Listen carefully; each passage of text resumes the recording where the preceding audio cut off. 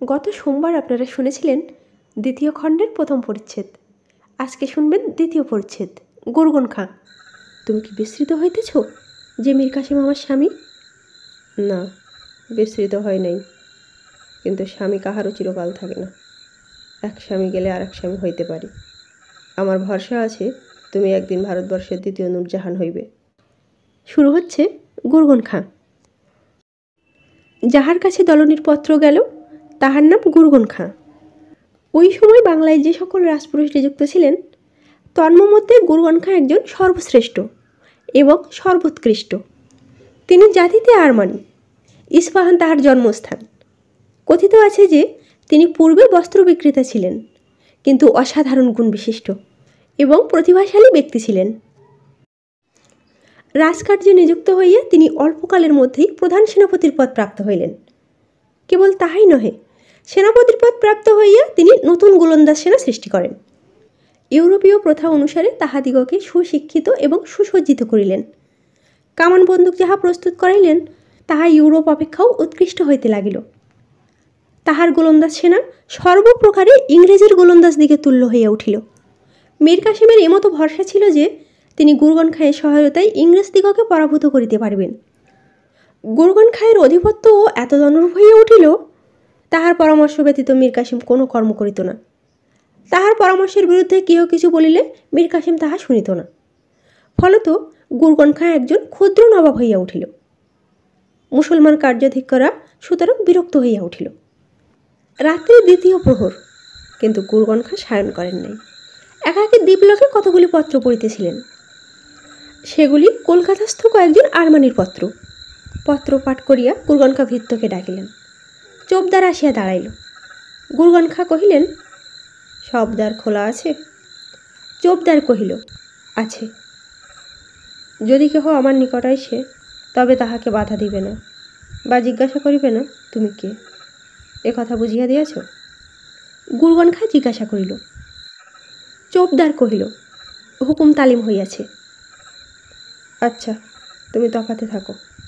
গুরগুন খাঁ কহিল।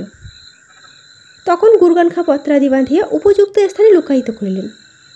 মনে মনে বলিতে লাগিলেন, এখন কোন পথে যাই? এই ভারতবর্ষ এখন সমুদ্র বিশেষ। যে যত ডুব দিতে পারিবে সে তত রত্ন কুড়াইবে। তীরে বসিয়া ঢেউ গনিলে কি হইবে? দেখো, আমি গজ মাফিয়া কাপড় বেচিতাম, এখন আমার ভয়ে ভারতবর্ষ অস্থির। আমিই বাংলার কর্তা। আমি বাংলার কর্তা? কে কর্তা? কর্তা ইংরেজ ব্যাপারী, তাহাদিগের গোলাম মীর কাসেম। আমি মীর কাসেমের গোলাম, আমি কর্তার গোলামের গোলাম। বড় উচ্চ পদ। আমি বাংলার কর্তা না হই কেন? কে আমার তোপের কাছে দাঁড়াইতে পারে? ইংরেজ একবার পেলে হয়, কিন্তু ইংরেজ দেশ হইতে দূর করিতে না পারিলে আমি কর্তা হইতে পারিব না। আমি বাংলার অধিপতি হইতে চাই, মীর কাসেমকে গ্রাহ্য করি না। যেই দিন মনে করিব সেই দিন উহাকে মসনদ হইতে টানিয়া ফেলিয়া দিব। সে কেবল আমার উচ্চ পদে আরোহণের সোপান। এখন ছাদে উঠিয়াছি, মই ফেলিয়া দিতে পারি। কণ্ঠক কেবল পাপ ইংরেজ, তাহারা আমাকে হস্তগত করিতে চাহে। আমি তাহাদিগকে হস্তগত করিতে চাহি, তাহারা হস্তগত হইবে না। অতএব আমি তাহাদিগকে তাড়াইব। এখন মীর কাসেম মসনদে থাক, তাহার সহায়তা লইয়া এই বাংলা হইতে ইংরেজ নাম লোপ করিব। সেই জন্যেই উদ্যোগ করিয়া যুদ্ধ বাধাইতেছি। পশ্চাৎ মীর কাসেমকে বিদায় দিব। এই পথই সুপথ। কিন্তু আজই হঠাৎ এই পত্র পাইলাম কেন? এ বালিকা এমন দুঃসাহসিক কাজে প্রবৃত্ত হইল কেন? বলিতে বলিতে গুরগুন খাঁ যাহার কথা ভাবিতেছিলেন সে আসিয়া সম্মুখে দাঁড়াইলেন। গুরগুন খাঁ তাহাকে পৃথক আসনে বসাইলেন। সে দলনী বেগম। গুরগুন খাঁ বলিলেন, আজই অনেক দিন পর তোমাকে দেখিয়া বড় আহ্লাদিত হইলাম। তুমি নবাবের অন্তঃপুরে প্রবেশ করা অবধি আর তোমাকে দেখি নাই, কিন্তু তুমি এ দুঃসাহসিক কর্ম কেন করিলে? দলনী বলিল, দুঃসাহসিক কিসে? গুরগুন খাঁ কহিল, তুমি নবাবের বেগম হইয়া রাত্রে গোপনে একাকিনী চুরি করিয়া আমার নিকটে আসিয়াছ। ইহা নবাব জানিতে পারিলে তোমাকে আমাকে দুইজনেই বধ করিবেন। যদি তিনি জানিতে পারেন তখন আপনাতে আমাতে যে সম্বন্ধ তাহা প্রকাশ করিব। তাহা হইলে রাগ করিবার আর কোনো কারণ থাকিবে না। দলনী বলিল। গুরুগণ খা বলিল, তুমি বালিকা, তাই এমতো ভরসা করিতেছ। এতদিন আমরা এই সম্বন্ধ প্রকাশ করি নাই। তুমি যে আমাকে চেনো বা আমি যে তোমাকে চিনি, এ কথা এ পর্যন্ত আমরা কেহ প্রকাশ করি নাই। এখন বিপদে পড়িয়া প্রকাশ করিলে কে বিশ্বাস করিবে? বলিবে এ কেবল বাঁচিবার উপায়। তুমি আসিয়া ভালো করো নাই। নবাব জানিবার সম্ভাবনা কি? পাহারাওয়ালা সকলেই আপনার আজ্ঞাকারী। আপনার প্রদত্ত নিদর্শন দেখিয়া তাহারা আমাকে ছাড়িয়া দিয়াছে। একটা কথা জিজ্ঞাসা করিতে আমি আসিয়াছি। ইংরেজদের সঙ্গে যুদ্ধ হইবে, এ কথা কি সত্য? দলনী জিজ্ঞাসা করিল। এ কথা কি তুমি দুর্গে বসিয়া শুনিতে পাও না? গুরুগণ খা বলিল, পাই। কেল্লার মধ্যে রাষ্ট্র যে ইংরেজদের সঙ্গে নিশ্চিত যুদ্ধ উপস্থিত, এবং আপনি এই যুদ্ধ উপস্থিত করিয়াছেন। কেন? দলনী জিজ্ঞাসা করিল। তুমি বালিকা, তাহা কি প্রকারে বুঝিবে? গুরুগণ খা বলিল, আমি বালিকার মতো কথা কহিতেছি, না বালিকার ন্যায় কাজ করিয়া থাকি? আমাকে যেখানে আত্মসহায় স্বরূপ নবাবের অন্তঃপুরে স্থাপন করিয়াছেন, সেখানে বালিকা বলিয়া অগ্রাহ্য করিলে কি হইবে? গুরুগণ খা বলিল, হোক, ইংরেজদের সঙ্গে যুদ্ধে তোমার আমার ক্ষতি কি? হয়, হোক না। আপনারা কি জয়ী হইতে পারিবেন? দলনী জিজ্ঞাসা করিল। গুরুগণ খা বলিল, আমাদেরই জয়ের সম্ভাবনা।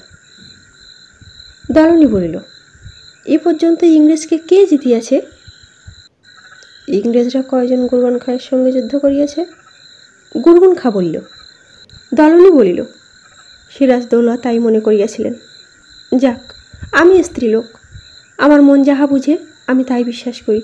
আমার মনে হইতেছে যে কোনো মতেই আমরা ইংরেজদের সঙ্গে যুদ্ধ করিয়া জয়ী হইব না। এই যুদ্ধে আমাদের সর্বনাশ হইবে।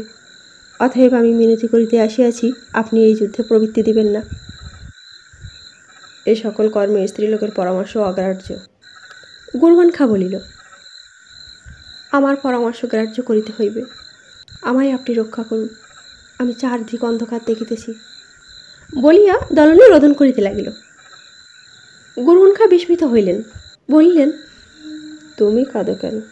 না হয় মীর কাসেম সিংহাসনচ্যুত হইলেন, আমি তোমাকে সঙ্গে করিয়া দেশে লইয়া যাইব। ক্রোধে দলনীর চক্ষু জ্বলিয়া উঠিল। সক্রোধে তিনি বলিলেন, তুমি কি বিস্মৃত হইতেছ যে মীর কাসেম আমার স্বামী? গুরুগণ খা কিঞ্চিৎ বিস্মিত, কিঞ্চিৎ অপ্রতিভ হইয়া বলিলেন, না, বিস্মৃত হয় নাই, কিন্তু স্বামী কাহারও চিরকাল থাকে না। এক স্বামী গেলে আর এক স্বামী হইতে পারে। আমার ভরসা আছে তুমি একদিন ভারতবর্ষের দ্বিতীয় নূরজাহান হইবে। দলনী ক্রোধে কম্পিত হইয়া উঠিল। গলদস্রুত নিরুদ্ধ করিয়া লোচন যুগল বিস্ফারিত করিয়া কাঁপিতে কাঁপিতে বলিতে লাগিল, তুমি নিপাত চাও। অশুভক্ষণে আমি তোমার ভগ্নী হইয়া জন্মগ্রহণ করিয়াছিলাম। অশুভক্ষণে আমি তোমার সহায়তায় প্রতিজ্ঞাবদ্ধ হইয়াছিলাম। স্ত্রীলোকের যে স্নেহ, দয়া, ধর্ম আছে, তাহা কি তুমি জানো না?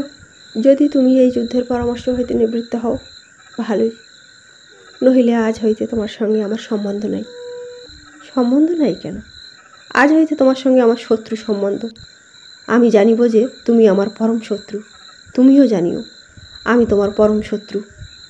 এই রাজন্তপুরে আমি তোমার পরম শত্রু রহিলাম। এই বলিয়া দলনী বেগম অতি বেগে পুরী হইতে নির্গত হইয়া গেলেন। দলনী বাহির হইলে গুরুগণ খা চিন্তা করিতে লাগিলেন। বুঝিলেন যে দলনী আর এখানে আমার নহে, সে মীর কাসেমের হইয়াছে।